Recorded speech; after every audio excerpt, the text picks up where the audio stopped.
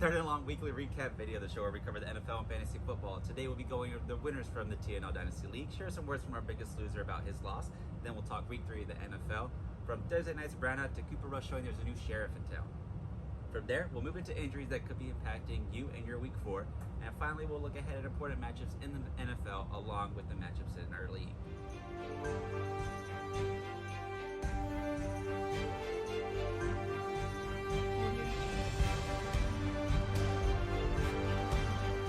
Congrats to our winners, the Goodell Days, Gum Soup, Riley Reed Option, Team Ricardo, Juan More Time, and Coronado Bridge Top Bun Burger. Good job to all of you, and congrats to Gum Soup and Team Ricardo for staying undefeated. Now, let's move into our... So this week, our biggest loser was Backwoods Hamburglers, who put up a resounding 69.5 points, and I believe this is to be the lowest score we've had so far this season. Now, when I reached out for comment, he had this to say. I don't know whose fault it is, but I blame Jonathan Taylor. And this is the same manager who's also offered his own draft picks for someone to take Cam Akers off his hands. Now, while Hamburglers was our biggest loser, there are other teams who seem to be lacking the necessary points to secure a win. So let's cover some players that they could potentially trade for, or you may be able to pick off the waiver wires in your league. First player you should look at is running back Jamal Williams. DeAndre Swift picked up an injury that opened the door for Williams to command touches. He was able to get 4 carries for 10 plus yards to include a 13-yard touchdown late in the third. Williams has been commanding touches throughout the first 3 weeks of the season, and if Swift is limited in play, then Williams could demand another 20-plus touches this upcoming Sunday. Now, let's look into another running back, Khalil Herbert for the Chicago Bears. Another young running back who has a shot at showing his worth due to player injury. Herbert was able to rush for 157 yards over 20 carries. He also scored twice for the Bears and showed that he can catch the ball as well with 2 12-yard receptions. Now, Montgomery didn't practice on Thursday and is being considered day-to-day, which gives Herbert the opportunity for another explosive game when they meet the Giants this Sunday. And finally, a third option, Romeo Doubs, wide receiver for the Packers. With a receiving core that is more than banged up, Doubs is doing what he can to show Rodgers that he can be trusted to get the ball thrown in his direction. With 8 receptions for 75 yards and a touchdown, Doubs will look to have another big performance as Watkins remains on IR. Moving into our NFL recap, Thursday night's game gave us a Browns team that was doing it in the air and on the ground. Brissett threw 21 out of 31 for 220 yards and 2 touchdowns, while Chubb carried 23 times for 113 yards and a touchdown. Then on Sunday, we saw 2 of the Dolphins beat the Bills. It was a close game and Miami almost messed it up for themselves, but I wouldn't count the Bills out just yet. They're still a very strong team, and they'll be looking to get back into the winning column this upcoming week. Although the Raiders were able to keep the Titans scoreless in the second half of their game, they didn't do enough, and they ended up losing by a very narrow margin, and they have a record of 0-3 now.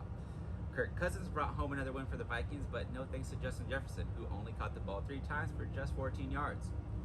My hot take for this past week was half right, as we saw the Colts upset the Chiefs. The other side of my hot take, however, Jonathan Taylor did not come alive. While he did put up a reasonable yardage, 71 on 21 carries, he didn't find the end zone.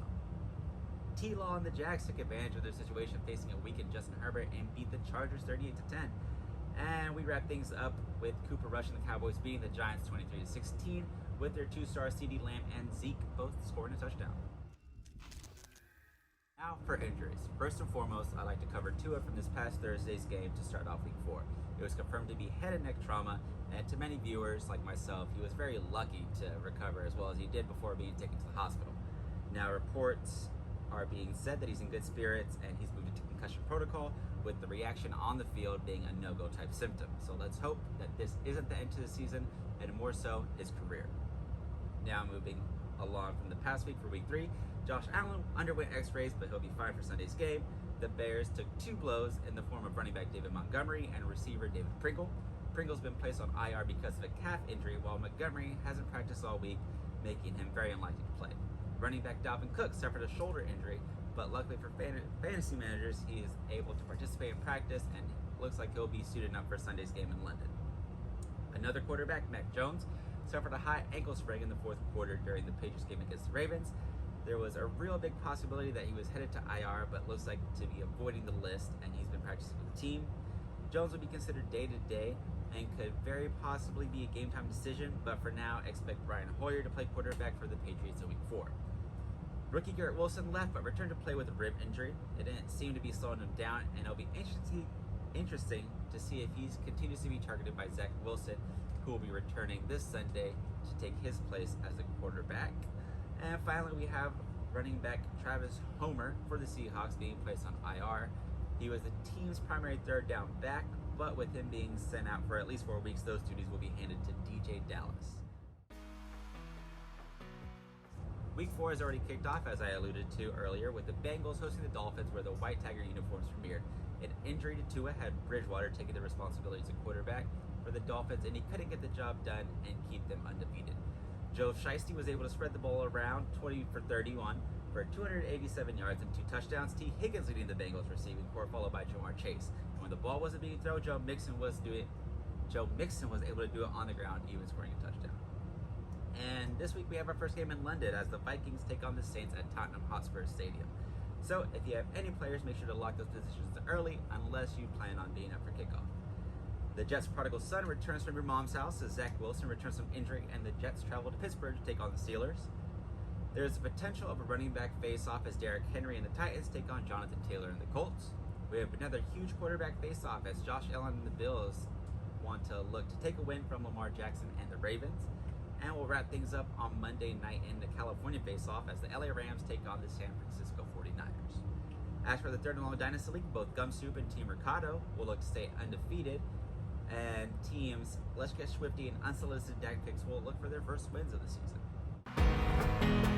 If you look ahead to week 4, injury to key players seem to be a weekly occurrence, making trades, at least in our league, an important aspect of being a manager, especially if you plan on avoiding displaying that last place trophy in your house all next season. But that'll be it for the weekly recap video. Be sure to hit that like button if you're enjoying the NFL and fantasy football content. Leave a comment with a hot take that you have heading into week 4. Mine, Zach Wilson returns with a bang, throwing for at least 3 touchdowns and a Jets win.